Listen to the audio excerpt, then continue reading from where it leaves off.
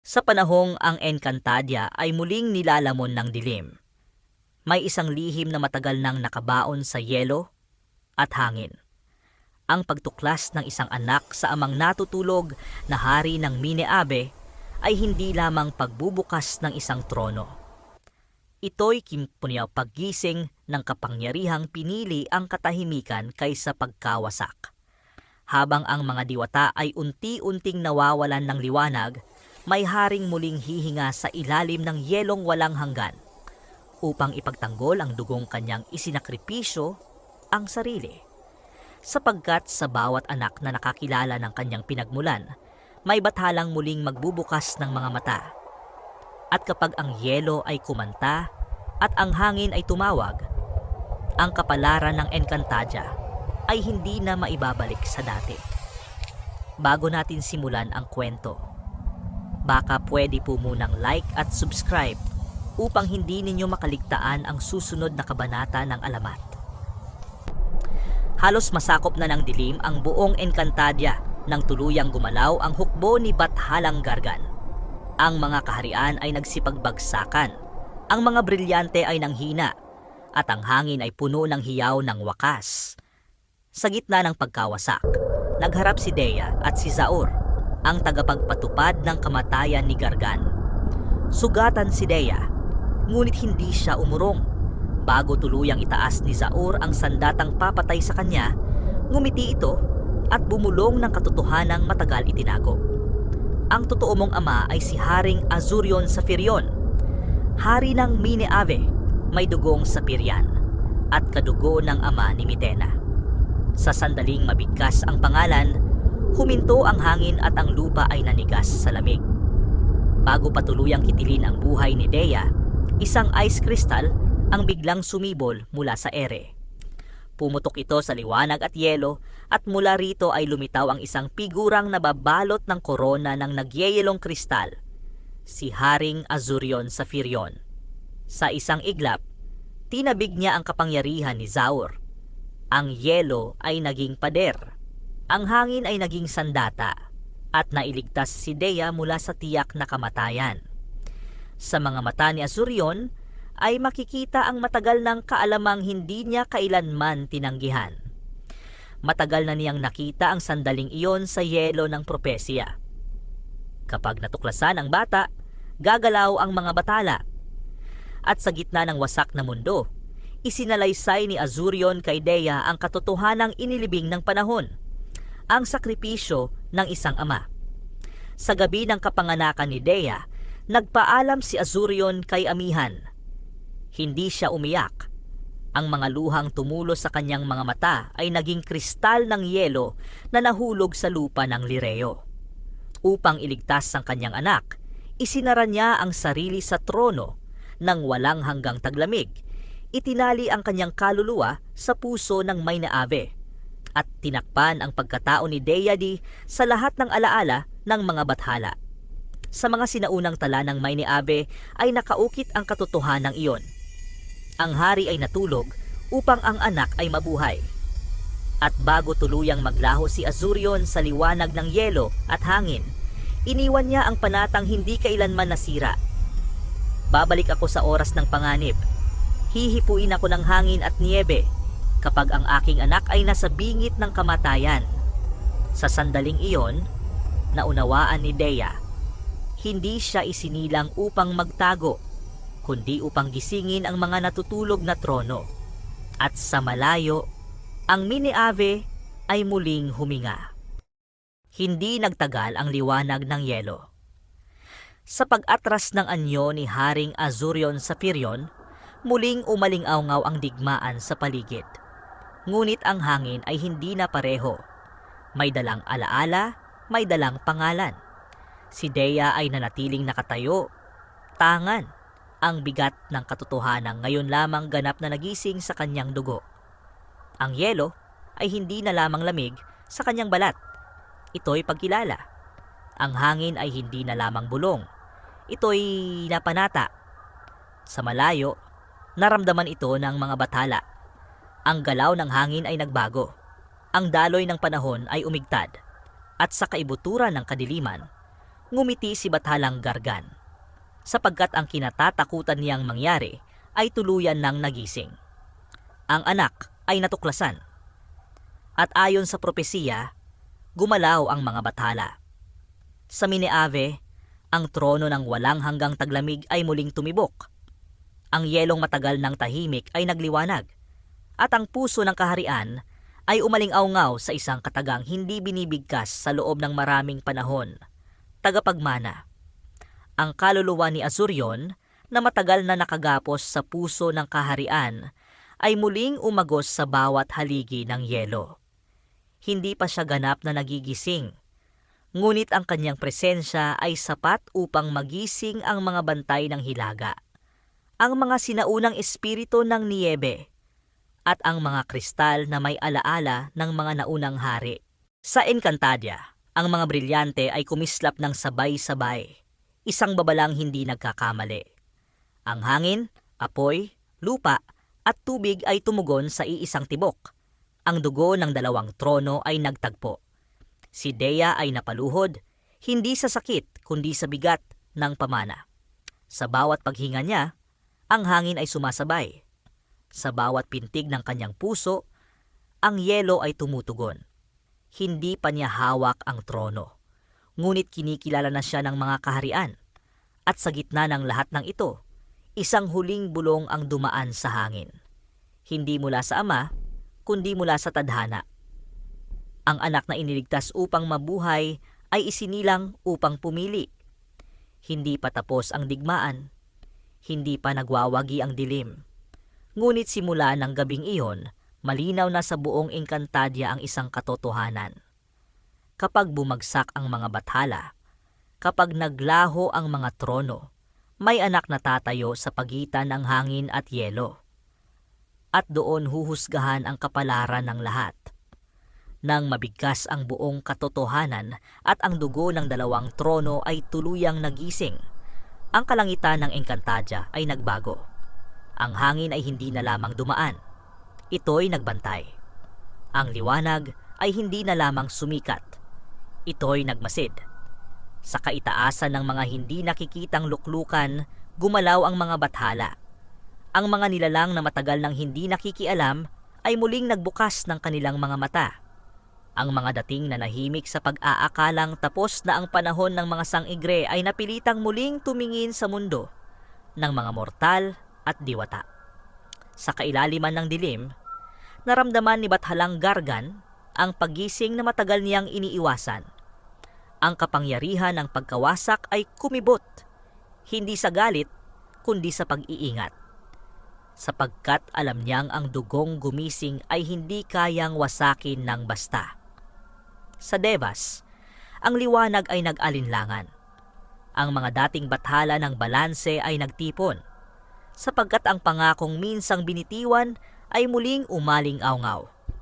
Ang pangakong nagsabing, kapag ang anak ay matuklasan, ang mga bathala ay mapipilitang pumili. May mga nagnanais na pigilin ang kapalaran.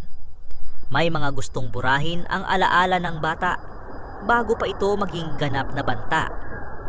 At may ilan na tahimik na umaasa, sapagkat sa unang pagkakataon, ang kapalaran ay hindi naganap na hawak ng mga bathala. Sa kailaliman ng Mineave, ang trono ng walang hanggang taglamig ay tumugon sa galaw ng mga Diyos. Ang yelo ay naging mas malinaw. Ang mga kristal ay kumanta sa salitang hindi maririnig ng karaniwang pandinig. Pananagutan. Sa Lireo, ang hangin ay yumakap sa mga punong matagal nang nakasaksi ng mga digmaan. Alam nito ang katotohanang hindi mababago. Ang anak ay hindi na maibabalik sa anino. Sa gitna ng kaguluhan, si Dea ay nanatiling tahimik. Hindi siya humiling ng basbas ng mga bathala, ni hindi siya nagmakaawa sa kanilang kapangyarihan. Sapagkat sa kanyang dibdib ay tumitibok ang lakas na hindi nila nilikha, ang lakas na bunga ng sakripisyo at pag-ibig. At doon nagsimulang manginig ang mga bathala, hindi dahil sa galit, kundi dahil sa takot. Sapagkat unang beses nilang nakita ang isang nilalang na maaaring magpatuloy nang wala ang kanilang pahintulot. Sa mga sinaunang bituin ay muling nasulat ang isang babala. Kapag ang mga bathala ay gumalaw, ang anak ay hindi na nila hawak. At sa ilalim ng nagbabagong kalangitan ng Encantadia, malinaw ang isang bagay. Ang digmaan ay hindi na lamang laban ng liwanag at dilim. Ito ay laban ng mga Diyos at ng isang anak na marunong pumili. Sa gitna ng nagyeyelong bulwagan ng Mine Ave, huminto ang hangin. Ang mga kristal sa paligid ay kumislap na tila may kinikilalang presensya. Sa unang pagkakataon, mula nang siya'y pumasok sa kaharian ng yelo, si Mitena ay hindi nakaramdam ng lamig, kundi ng alaala. Tumingin siya kay Dea. Matagal. Tila binubuklat ang isang lihim na matagal nang nakatago sa kanyang dugo. Ang tinig ni Mitena ay nanginginig, hindi sa takot, kundi sa pagkabigla. Ikaw ang apo. Ikaw ang anak ng Haring Azurion Sapirion. Ikaw ang dugo ng Sapirian na matagal naming inakala na naglaho. Lumapit siya, halos hindi makapaniwala. Ikaw ang lolo nang nagdala sa akin sa Mine Ave. Hindi tumingin si Dea palayo. Hindi siya umiwas. Sa halip, tahimik niyang tinanggap ang bigat ng pagkilala. Oo, wika niya.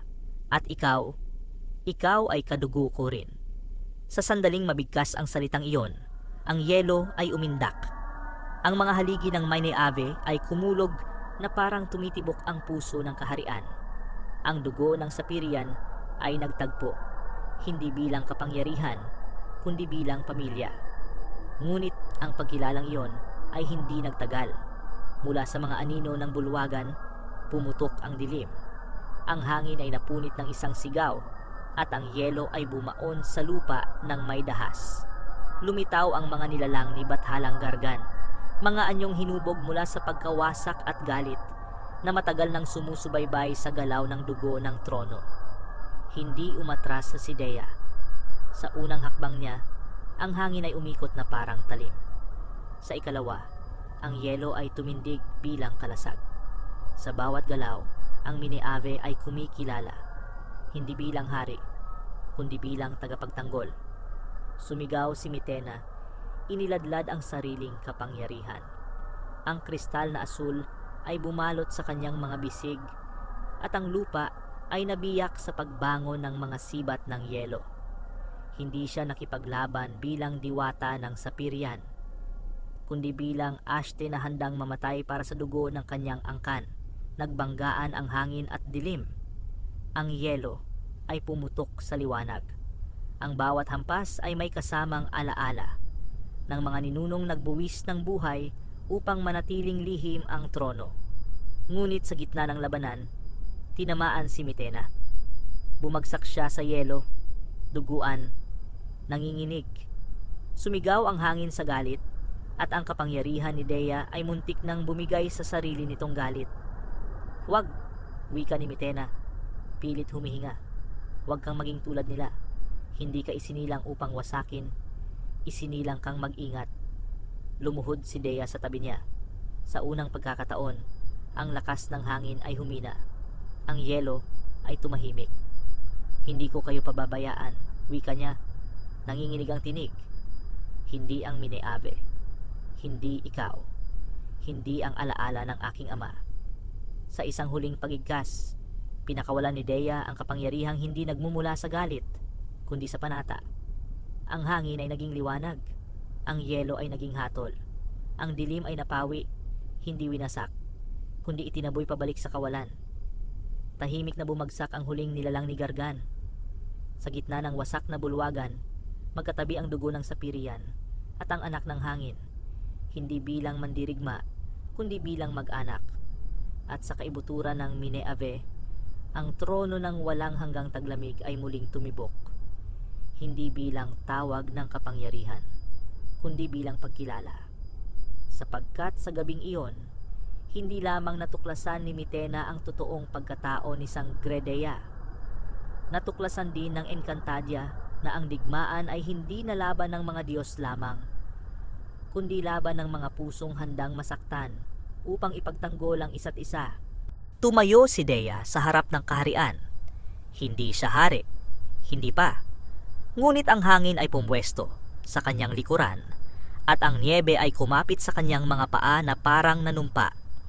Ngumiti si Gargan, isang ngiting walang galit, walang galak, kundi katiyakan. Ang anak, wika ng tinig na parang gumuho ang mga bundok, ay hindi dapat umabot dito. Sa kanyang likuran, gumalaw ang trono ng walang hanggang taglamig. Ang yelong bumabalot sa isang haring natutulog ay kumislap, parang pusong muling tumibok matapos ang mahabang katahimikan. Narinig iyon ni Gargan. At sa unang pagkakataon, ang bathala ay huminto. Gising ka pa pala, bulong niya sa yelo, hindi bilang hamon, kundi pagkilala. Sa pagitan ng dilim at liwanag, huminga ng malalim si Dea. Hindi siya sumigaw, hindi siya umatras. Sa kanyang dibdib ay naghalo ang takot at panata, at doon siya tumindig. Hindi ka dadaan, wika niya, hindi bilang utos, kundi bilang katotohanang pinili. Ang niebe ay umikot, ang hangin ay tumalim, at ang Mineave ay muling kumanta. Hindi ng digmaan, kundi ng pagtatanggol. At sa gitna ng nagbabadyang banggaan ng Diyos at anak, malinaw ang isang bagay. Hindi dumating si Gargan upang manakop. Dumating siya upang tiyakin kung ang alamat ay totoo. At sa paglapit niya sa trono ng taglamig, ang kapalaran ng Encantadia ay humawak ng hininga. Sa sandaling ang pangalan ng anak ay hindi na lamang bulong ng hangin kundi hamon sa dilim, ang yelo ng Mineave ay nagsimulang umiyak. Hindi ito tunog ng pagbasag, kundi paghinga. Parang lupang matagal na pinigil ang tibok ng puso. Sa gitna ng bulwagan ng walang hanggang taglamig, ang trono ay kumislap. Ang kristal na bumalot sa isang haring natulog para sa kapayapaan ay unti-unting luminaw. At sa loob nito ay gumalaw ang liwanag na hindi kailanman tuluyang nawala. Huminga si Azurion sa Firion. Ang hiningang iyon ay hindi nagdala ng init, ito'y nagdala ng alaala. Ang mga digmaan na hindi ipinaglaban, ang mga korona na isinuko, at ang anak na piniling mabuhay kahit kapalit ang sariling anyo. Ang yelo ay umurong hindi sa takot, kundi sa paggalang. Sa pagdilat ng kanyang mga mata, ang buong Mineave ay yumuko. Ang mga kristal ay sabay-sabay na nagliwanag. Ang niebe ay tumigil sa pagbulusok, at ang hangin ay natutong maghintay. Ang hari ng walang hanggang taglamig ay muling tumayo. Hindi dala ang galit ng isang ama, kundi ang bigat ng isang panata. Sa harap niya ay si Gargan, bathala ng pagkawasak. Hindi umatras ngunit hindi rin umusad. Sapagkat may mga lakas na hindi sinusukat sa kapangyarihan, kundi sa mga bagay na handang isakripisyo. Sa pagitan nila, tumindig si Dea. Hindi bilang anak na hihingi ng proteksyon, kundi bilang dugong kinilala ng parehong trono at hangin. Tumingin si Azurion sa kanya, at sa isang sulyap ay nagtagpo ang lahat ng panahong pinaghiwalay ng tadhana. Walang yakap, walang luha, ngunit ang yelong bumalot sa trono ay naging malinaw na salamin ng isang katotohanan. Ang anak ay nabuhay. At dahil diyan, wika ng tinig ni Azurion na parang niyebeng bumabagsak sa tahimik na gabi, ang Mineave ay hindi na natutulog. Sa unang hakbang niya palabas ng trono, ang niebe ay nag-alon at ang hangin ay yumukod. Ang mga sugat ng kaharian ay nagsimulang magsara, hindi dahil sa digmaan, kundi dahil sa pagbabalik ng isang bantay. At sa kauna-unahang pagkakataon mula nang siya'y magkulong sa yelo, si Azurion ay humarap sa kapalaran na muli niyang pipiliin, hindi bilang hari ng trono, kundi bilang ama ng isang anak na handang tumindig. Sa katahimikan na sumunod, isang katotohanan ang isinulat ng Mineave sa sarili nitong mga pader. Ang hari ay nagising hindi upang maghari, kundi upang tumayo sa pagitan ng Diyos at ng anak. At sa ilalim ng liwanag ng kristal at anino ng bathala, nagsimula ang yugto na hindi na maaaring balikan.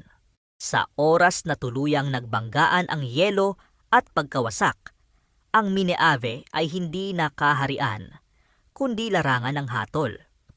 Ang unang hakbang ni Azurion ay nagpakawala ng bagyong yelo na kayang patigilin ang panahon. Ngunit ang paglapit ni Gargan ay hindi tinablan ng lamig. Sapagkat ang kanyang kapangyarihan ay hindi nasisira, ito'y umuubos. Sa bawat hampas ng baston ng yelo ni Azurion, ang niyebe ay nagiging talim, ang hangin ay nagiging pader. Ngunit sa bawat sagot ni Gargan, ang mundo ay nababaklas, hindi sa lakas, kundi sa kawalan. Ang mga tore ng Mineave ay isa-isang nawalan ng liwanag, parang mga bituing pinatay ng dilim. Lumaban ang hari hindi bilang bathala, kundi bilang ama. At doon siya nagsimulang matalo. Ang sugat na tumama sa kanya ay hindi nagmula sa sandata, kundi sa kaalamang ang digmaang ito ay hindi pa dapat dito magwakas. Ang kanyang hininga ay naging hamog. Ang yelo sa kanyang baluti ay nagsimulang pumutok. Hindi dahil sa init, kundi dahil sa pagod ng isang kaluluwang matagal nang nagbabantay. Tumindig si Dea sa kanyang tabi. Ang hangin ay umiiyak sa kanyang palad. Ngunit sa isang sulyap ni Azurion, malinaw ang utos. Hindi ito oras ng pagwawagi. Ito'y oras ng paglikas. Bumukas ang mga daanan ng yelo, hindi patungo sa lalim, kundi palabas, patungo sa Encantadia. Ang Mineave ay nagkulong muli, hindi bilang pagtatago, kundi bilang huling hadlang. At habang ang niebe ay gumuho sa likod nila, narinig ni Gargan ang mga yabag ng pag-urong, hindi bilang pagtakas ng talunan, kundi bilang paghahanda ng mga buhay. Sa gitna ng sugatang lupa ng Encantadia, muling nagtagpo ang mga dugong hinirang. Si Sangretera, tahimik ngunit matatag, ang unang tumayo. Ang lupa ay kumapit sa kanyang mga paa na parang tumutugon sa panata. Si Sangre Flamara, ang apoy na hindi napapatay, ay muling sumiklab. Ang liwanag ng kanyang mata ay mas maliwanag kaysa sa takot. At si Sangre Adamus, ang tagapangalaga ng kaayusan, ay tahimik na nagmasid, sapagkat alam niyang ang laban na ito ay hindi kayang tapusin ng lakas lamang. Sa pagitan nila ay si Dea, ang anak ng hangin at yelo, dala ang bigat ng isang trono at ang sugat ng isang ama. Hindi sila nagtipon upang maghari. Nagtipon sila upang humanap ng paraan. Sa ilalim ng sirang langit ng Encantadia, naglatag sila ng plano. Hindi kung paano patayin ang bathala, kundi kung paano wakasan ang kapangyarihang umaalipin sa mundo. At sa katahimikan ng pagpupulong, isang katotohanan ang malinaw. Hindi pa tapos ang digmaan. Ngunit nagsimula na ang pag-asa